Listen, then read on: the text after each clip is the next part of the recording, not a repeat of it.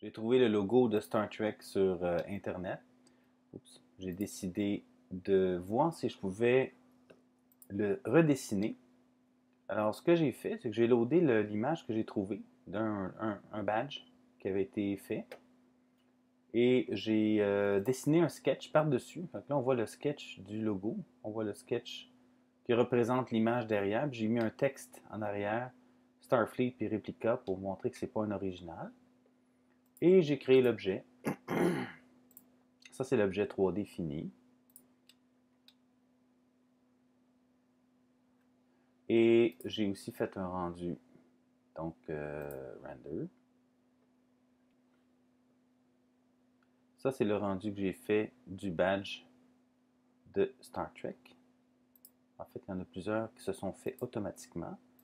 C'est un métal parfaitement lisse. C'est sûr que c'est difficile d'avoir ça parce que c'est pas du métal, mais on va voir ce que ça va donner.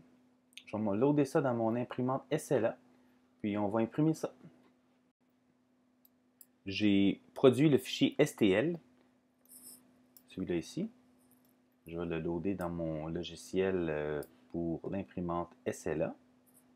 Ça, c'est mon objet que j'ai créé. On voit derrière le texte difficilement. Bon, on le voit. On voit le texte.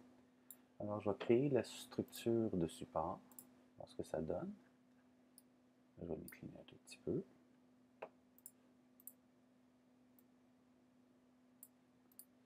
C'est le matériel de support derrière. Et voilà, prêt à imprimer. Je ne ferai pas de time-lapse pour le printer parce que c'est une SLA puis ça va vraiment pas bien pour faire du time-lapse. On va voir le produit fini dans pas très long. Voilà, ça c'est la pièce imprimée, fraîchement sortie de mon imprimante SLA. En fait, pas fraîchement sortie parce que c'est du liquide. Je l'ai nettoyé, je l'ai séché, je l'ai passé aux ultraviolets et ça donne ça comme pièce finale. C'est vraiment parfait. On voit le texte en arrière. Très beau produit. Ça, c'est le produit complètement terminé avec la petite épinglette attachée derrière. J'ai utilisé une canette de peinture spécialement pour du plastique. Le fini pas à mon goût, mais disons que c'est vraiment, vraiment bien. On dirait que c'est une pièce de métal. Je suis très satisfait.